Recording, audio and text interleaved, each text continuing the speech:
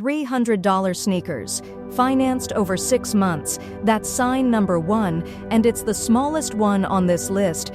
Somewhere in your city right now, someone is driving a car they can't afford, to a job that doesn't pay for it, to impress people who are doing the exact same thing. You've met them. You might work with one. You might date one without knowing it yet.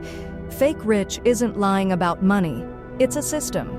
A pattern of behavior so consistent you can predict it before it happens. And once you learn to see it, you'll never unsee it again. By the end of this, you'll know exactly which of these 10 signs applies to someone you already know. Maybe more than one. Read that again. Because sign number 7 is the one that fools even people who think they're too smart to be fooled. Sign 1. The debt is invisible on purpose. Nobody shows you a credit card statement. They show you the watch, the bag, the car in the driveway. What you never see is the minimum payment, the interest rate, the collections call they let go to voicemail. Real wealth is boring. It's index funds and paid-off houses and cars that are 5 years old. Fake wealth is loud, because loud is the whole business model. Wrong impression sells. Quiet stability doesn't. Sign 2. They upgrade before they can afford to. Watch what happens the moment someone gets a raise.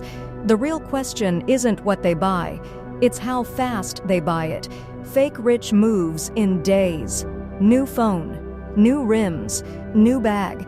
Every extra dollar gets spent before it has time to become savings, because saving it would mean admitting they weren't already at the top. That's where people get trapped.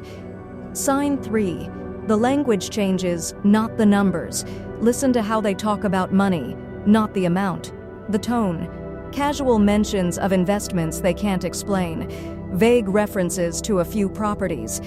Words borrowed from people who actually have money, worn like a costume.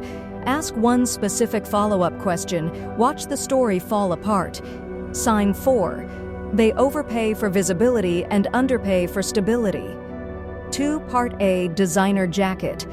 A table at the club. A watch that costs more than their rent. Meanwhile, no emergency fund. No retirement account. No insurance beyond the legal minimum. This is the part nobody accounts for. Fake rich isn't about how much money moves, it's about where it goes. Every dollar chases a witness. Sign 5. They need an audience to enjoy anything. Notice what gets posted and what doesn't. The vacation gets 15 photos. The bill sitting unopened on the counter gets 0. If the purchase isn't seen, does it even happen? For someone performing wealth, the answer is no. The experience isn't the point. The proof of the experience is the point. Now watch this. That need for an audience is the exact mechanism that keeps the whole thing running, long after it stops being fun.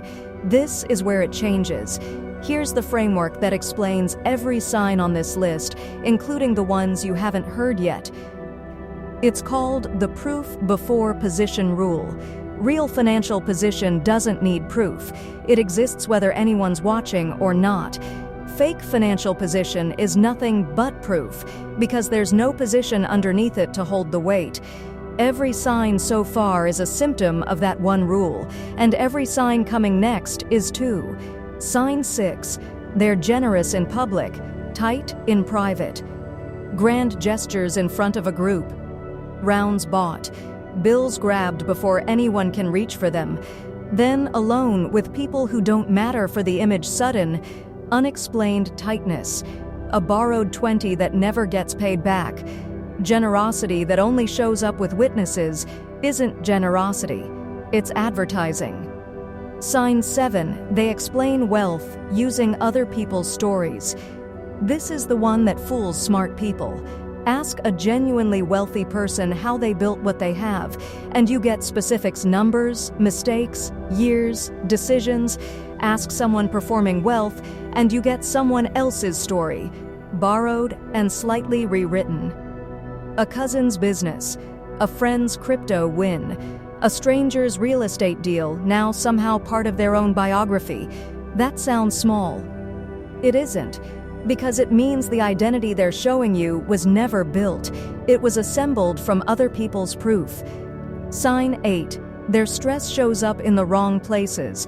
Watch someone's face when the bill arrives versus when a stranger asks what they do for a living. If the second question causes more visible tension than the first, you found the real hierarchy. Status anxiety is outranking financial anxiety, which means the fear was never about money in the first place. It was about being seen as someone without it. Sign 9. The lifestyle is rented, not owned, and they'll never tell you which parts. Leased cars marketed as owned.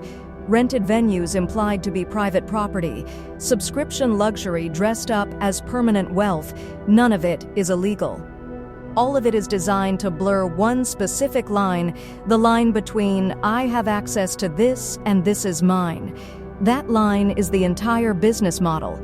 Sign 10. They can't sit still with less. This is the final one, and it's the one underneath all the others. Take away the audience. Take away the purchase. Take away the story. What's left? For someone genuinely secure, what's left is fine. Comfortable even for someone performing security, what's left is unbearable because there was never a floor under any of it. Just performance, stacked on performance, with nothing solid underneath. Go back to the sneakers. The ones financed over 6 months, sitting on someone's feet right now, walking into a room full of people who are going to be impressed by them. None of these 10 signs, on their own, prove anything. People are complicated. Bad months happen to real wealth too. But when you see 3, 4, 5 of these stacked on the same person, you're not looking at bad luck anymore. You're looking at the proof before position rule in motion, in real time, on a real person. Here's the line worth remembering. Real wealth doesn't perform. It just exists. The harder question isn't whether you can spot this in someone else now, it's whether any of these 10 signs just described you. That's a different video, and you already know you're going to watch it.